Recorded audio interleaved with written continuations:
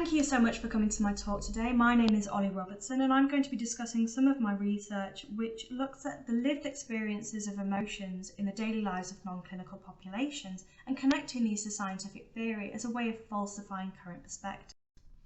To date, there's been little research exploring how the non-scientific community makes sense of their emotions, and there are many potential reasons for this. It's recognised that human beings lack clear insight into many cognitive functions, and it's been generally assumed that emotion is no exception in this regard.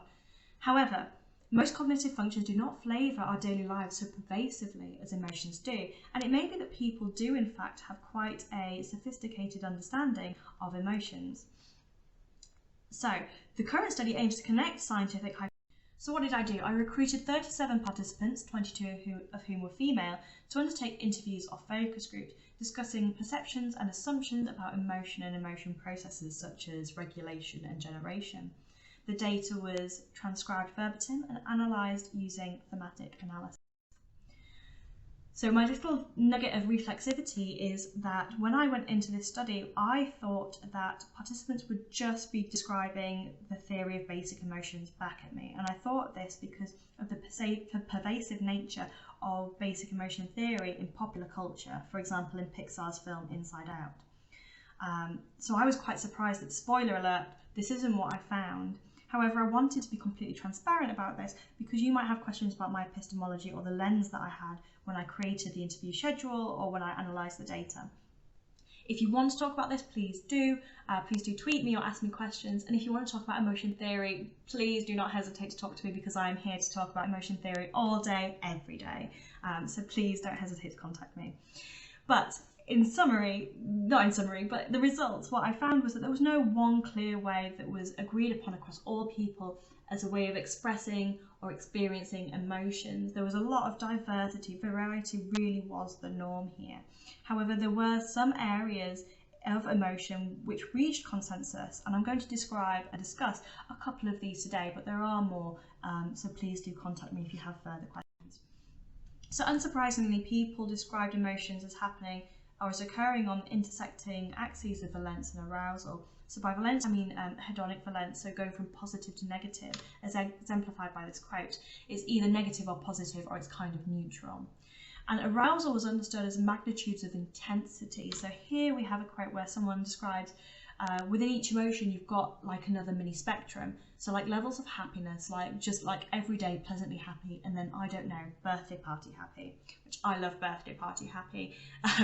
But here we have this really clear understanding that the emotion can increase in intensity or decrease in intensity depending on the context that are going on. Similarly, people found that emotions were really unclear and fuzzy in terms of boundaries. And so people thought of them as spectrums with different emotions, and it's like happiness merges into joy and joy merges into excitement and all this. So there was an understanding that there weren't these discrete states, but actually they were very fuzzy, and that if you went into one, you could merge into another. And when talking about affective space, people understood this very clearly to be on a circle. So you could start off with one emotion, and if you go through the merging, you would, like this person said, if you keep going one way, you eventually end up back at where you started again. So there's this really clear understanding that emotions happened on a circular plane with intersecting axes of valence and arousal, which to me is very clearly representative of the circumplex model of emotion.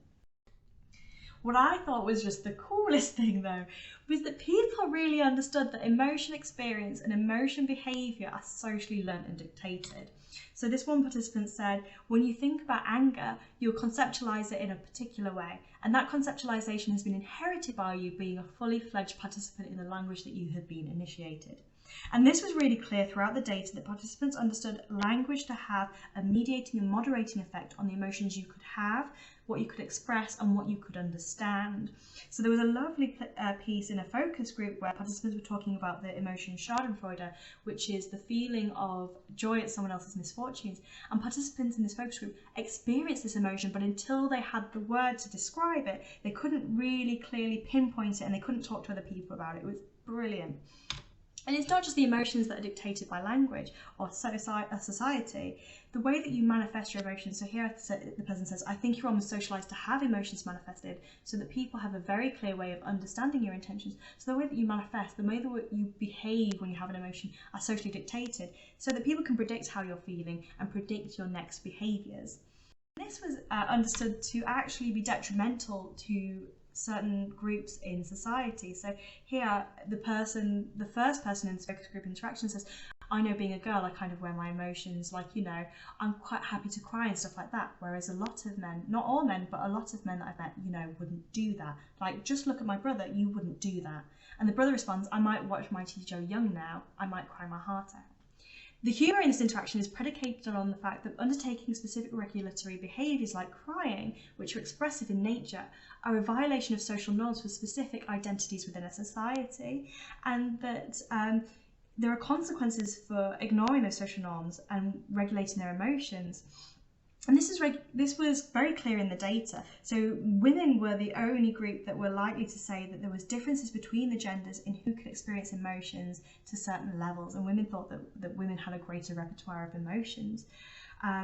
So to me, this suggests that the behavioural concomitants of an emotion are largely socially dictated and goal-orientated within the confines of identity and social norm. And as such, it seems likely that emotion generative and regulatory processes and the implementation of these will differ and be crudely quantifiable across members of social groups, such as the genders. So I think that potentially frameworks of emotion should consider the role of intersectionality, that is the understanding of social structures and how they co-create and substantiate identity, when considering empirical results, because we might see variety as the norm until we disaggregate data by these intersectional groups. But in conclusion, what I found was real evidence that supports constructionist or appraisal approaches to emotion rather than basic emotion approaches.